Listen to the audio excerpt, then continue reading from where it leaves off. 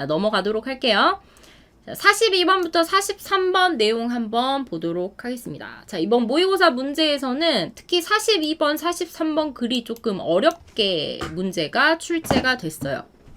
자, 여러분들이 문제 푸실 때 가장 먼저 42번, 3번에서는 이걸 확인하셨어야 될 것 같아요. 여기 나오는 주인공, 나라고 나오는데요.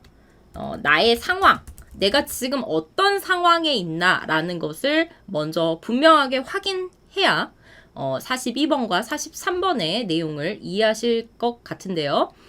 먼저 같이 한번 상황을 찾아보도록 하겠습니다. 자, 먼저 42번은 밑줄 친 부분에 나온 나의 심정이라고 나왔으니까 이 부분에 나와 있는 나의 심정을 찾아야겠죠. 자, 같이 한번 볼게요. 자, 그날은 부모님이 먼 친척 집에 가셔서 부모님이 멀리 떠나신 상황이 있고요. 자, 2살 아래 동생과 나 둘이서만 하룻밤을 지내야 했단다 라고 말하고 있어요. 자, 그럼 여기에서 지금 상황 1번 나왔습니다. 상황 1번은요. 부모님 없이 동생과 나만 집에 있는 상황을 확인할 수 있는 거죠. 자, 그리고 계속 보면요. 어머니가 해놓으신 저녁밥을 일찌감치 먹고 난 우리는 뭔가 재미있는 일을 찾기 시작했지.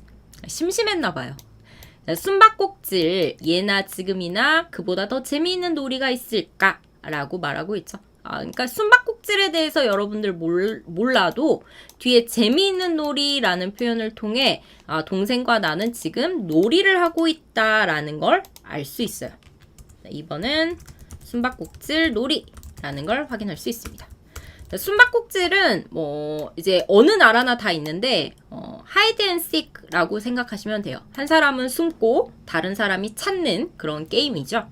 자, 계속 보면요. 그날따라 정전이 되어 우린 마루에 촛불 하나를 켠 상태였어 라고 설명하고 있죠. 자, 정전은 뭐예요? 불이 나간 상태예요. 전기불이 들어오지 않은 상황이에요. 그래서 집에 촛불을 지금 켜놓고 있는 상황이죠. 촛불 켜놓았으니까 아마 밤인 것 같아요. 불이 필요한 밤이 되었구나 라는 것도 이해할 수 있습니다. 자, 그러면 상황 한 가지 더 있죠. 전기가 나가서 전기가 되지 않아서 이런 거를 전기가 나가다 라고 표현합니다. 촛불을 켜놓은 상황입니다. 자, 계속 보면요. 자, 우리는 서로서로 술래를 해가면서 이불장이고 장이고 다 헤집고 숨어들었지. 내가 술래가 되어 마루의 기둥에서 50가지 세기로 했을 때 갑자기 동생을 놀리고 싶은 생각이 드는 게 아니겠니? 라고 말하고 있습니다.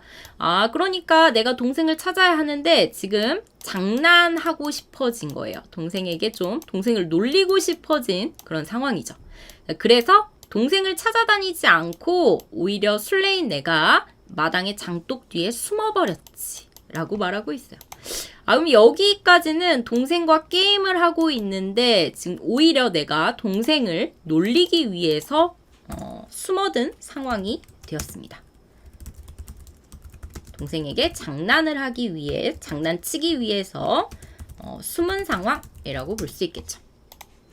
자, 계속 보면요. 이미 날은 어둡고 으스스한 기분을 꾹꾹 참으며 어둡다라고 했기 때문에 촛불을 켰겠죠? 자, 시간이 얼마나 지났을까? 자, 시간이 꽤 지났을 때 이런 표현 쓰겠죠. 시간이 얼마나 지났는지 모를 정도로 시간이 많이 지났다라는 거 확인할 수 있고요.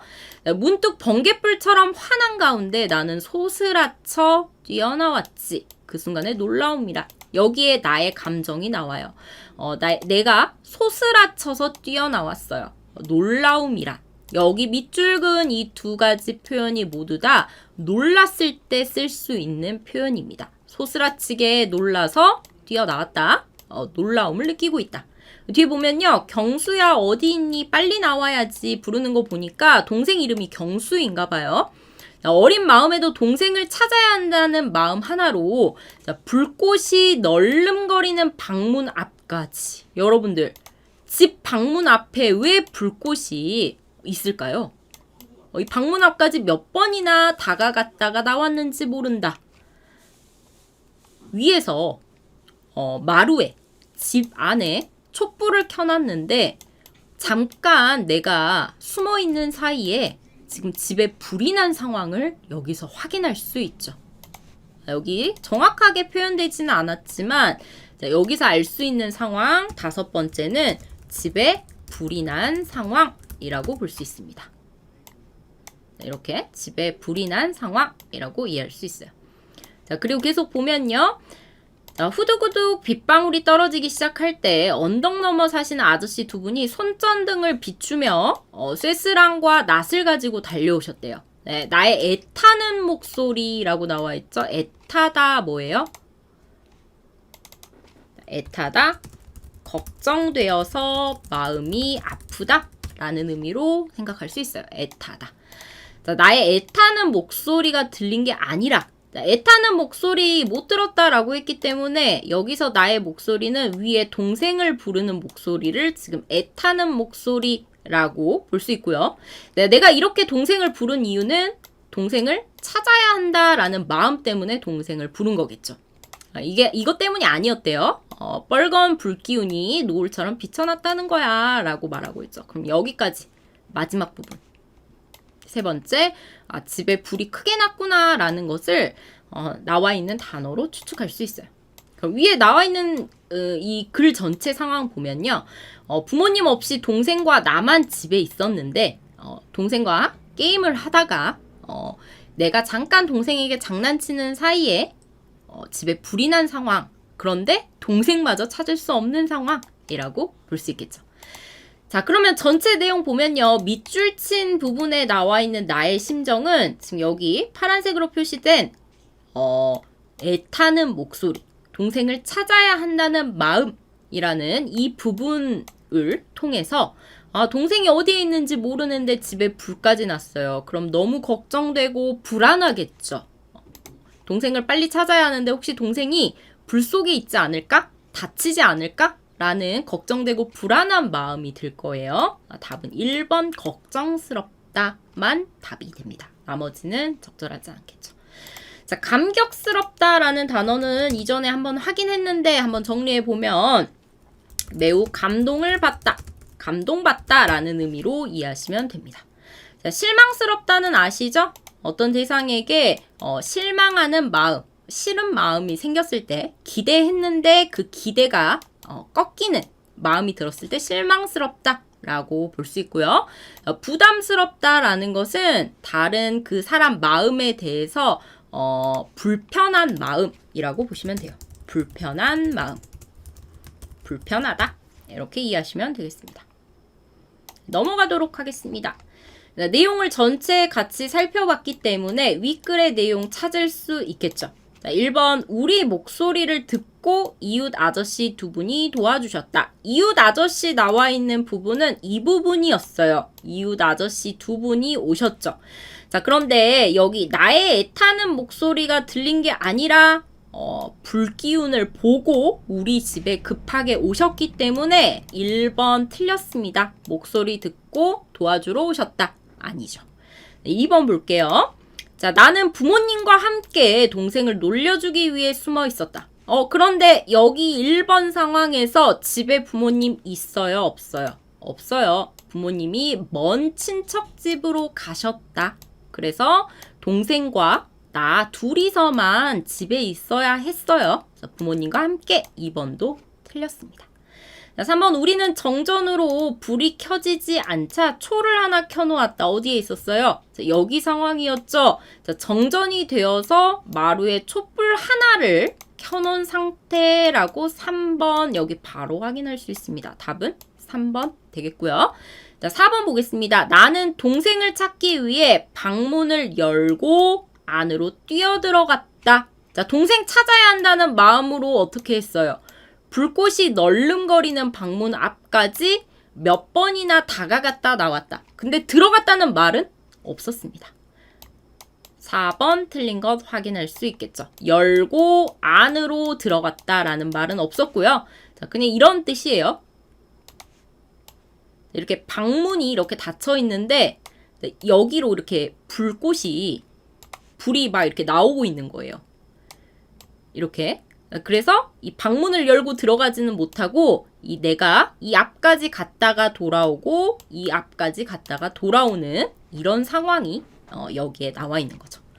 테시카 캐슬리 님이 이 문제 어려운 단어가 많아요 라고 하셨는데 맞아요. 어려운 단어도 많고 지금 어떤 상황인지 분명하게 말해주지 않아요. 예를 들어서 뭐 불이 났다 라는 단어도 없죠. 그냥 불이 난 것을 아까 본 것처럼 불꽃이 널름거렸다. 뭐 번갯불처럼 환했다. 불기운이 노을처럼 비쳐 보였다. 이런 표현을 통해 집에 불이 났구나 라는 것을 알 수 있어요. 추측할 수 있었어요. 그래서 조금 어려운 지문이구나, 어려운 단어구나 라는 걸 알 수 있었습니다. 만약에 이런 감정과 관련한 문제를 읽으실 때 이처럼 좀 어려운 내용이 나온다면 처음에 제가 이렇게 정리해 드린 것처럼 상황을 파악하면서 읽으셔야 돼요. 이런 거 부모님은 가시고 나와 부모님만 있었다. 게임을 했다. 촛불을 켜놨는데 갑자기 동생이 없고 불꽃이 이렇게 방문 앞에 있었다. 불이 난 거죠.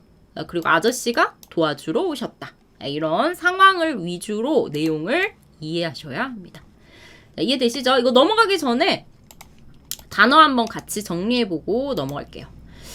일단 제가 몇 가지를 조금 가져왔는데요. 뭐 일찌감치, 그 다음에 아까 숨바꼭질은 이야기했기 때문에 넘어가고 여기 장, 그리고 해집다, 그 다음에 으스스하다,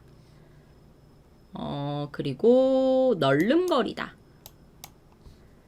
그리고 뭐 쇠스랑, 낫, 이 정도 한번 같이 보면 될 것 같은데 또 이해 안 되는 단어 있으시면 채팅창에 남겨주세요. 어려운 단어.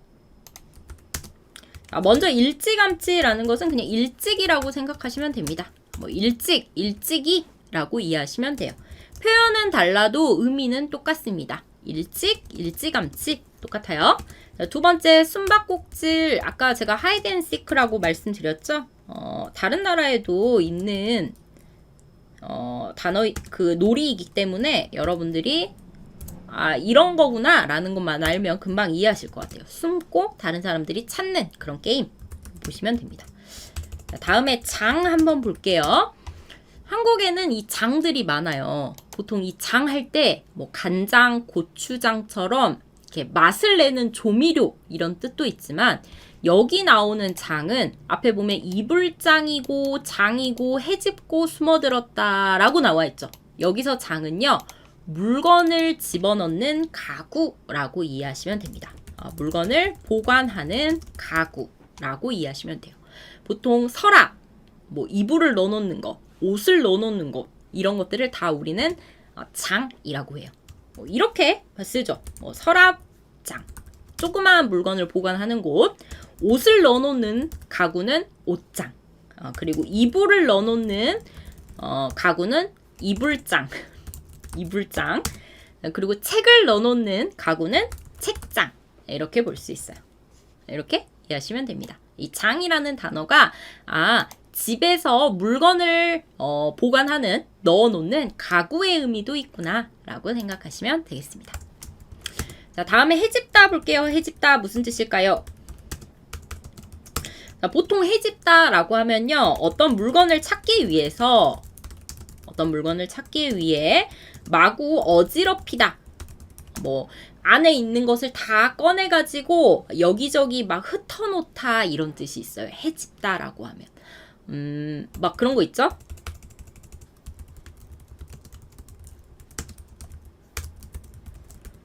가끔 영화나 드라마 보면 사람들이 도망갈 때 막 옷도 다 꺼내서 막 바닥에 던져두고 서랍 같은 것도 다 이렇게 엎어놓고 막 이러면서 막 정신없이 찾잖아요. 방안이 어지럽게 될 정도로.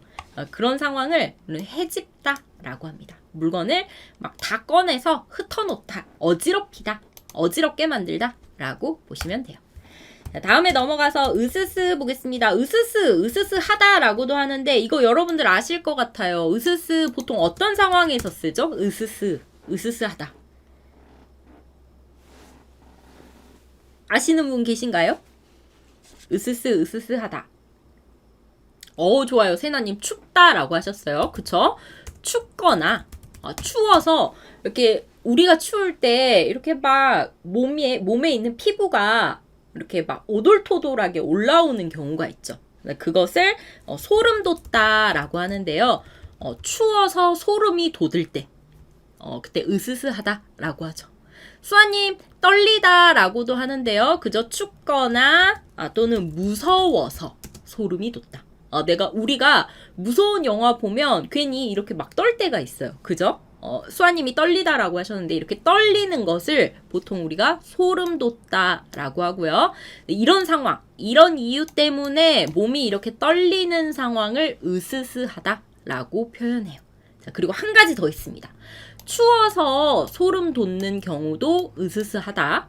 무서워서 소름 돋는 경우도 으스스하다라고 하는데 마지막 세 번째, 싫어해서 너무 싫어서 몸을 떠는 경우도 으스스하다라고 표현해요. 이런 상황에서 우리가 몸을 떨 때, 소름이 돋을 때 으스스하다라고 표현한다는 거 기억하시면 좋을 것 같아요.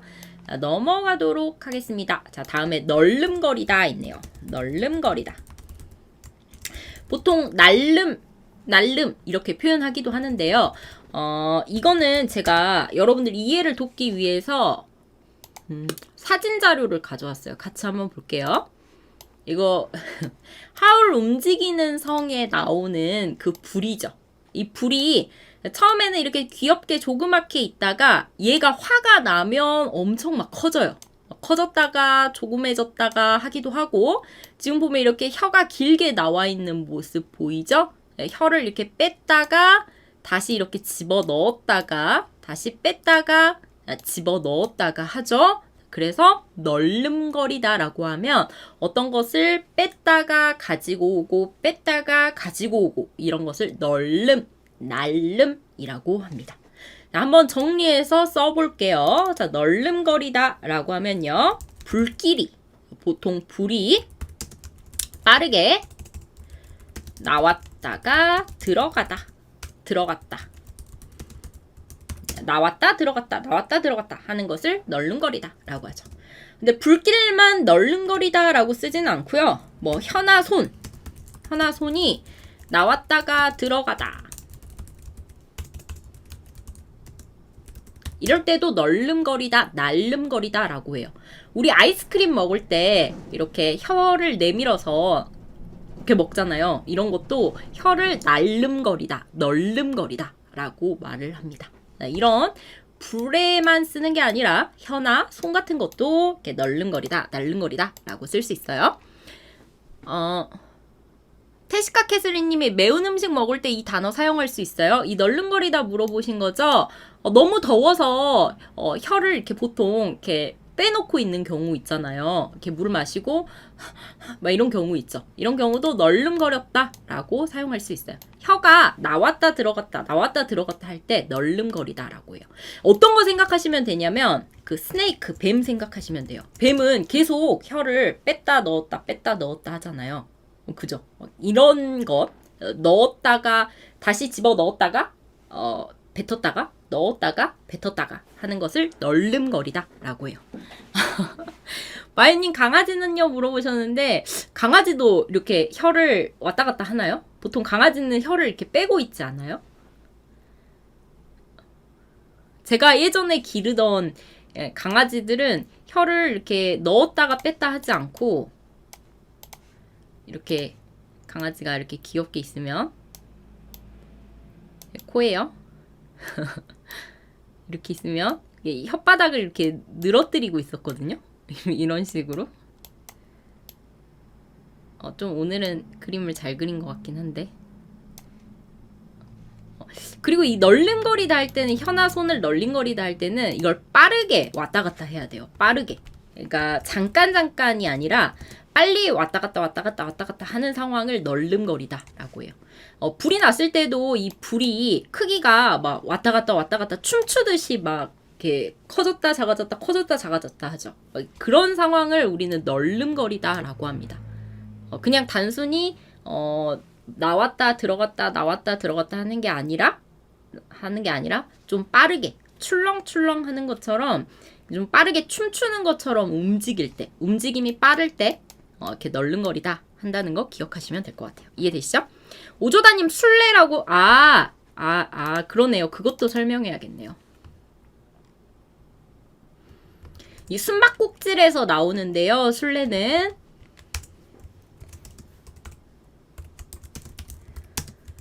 술래가 뭐냐면 게임에서 걸린 사람이라고 볼 수 있고요. 하이드앤시크 숨바꼭질에서는 숨은 사람을 찾는 역할을 할 때 이걸 술래라고 해요. 보통 남들이 하기 싫어하는 역할을 우리는 술래라고 합니다. 그래서 너 걸렸다. 네가 누군가 찾아야 돼. 네가 뭔가 해야 돼. 이랬을 때 우리는 술래라고 해요. 이해되시죠? 다음에 볼게요. 다음에 널른거리다까지 했고 쇠스랑 낫 나왔는데 쇠스랑과 낫은 농사 지을 때 쓰는 도구들을 쇠스랑, 낫이라고 해요. 주로 쇠스랑은 어떻게 생겼냐면 그림으로 보시면 여러분들 바로 아실 거예요. 자, 이렇게 생겨서 땅에 있는 그 건불 같은 거, 뭐 풀이나 이런 것들을 모으는 역할을 하는 것을 우리는 쇠스랑이라고 하고요. 낫은 이렇게 생겼어요. 이게 낫이에요. 그래서 풀 같은 거 이렇게 모아서 한꺼번에 벨 때 우리는 낫이라고 하죠. 이렇게 생긴 거 쇠스랑, 낫이라고 합니다. 다 농사 도구예요. 농사 지을 때 쓰는 도구라고 이해하시면 됩니다. 이해되시나요? 넘어가도 되겠죠?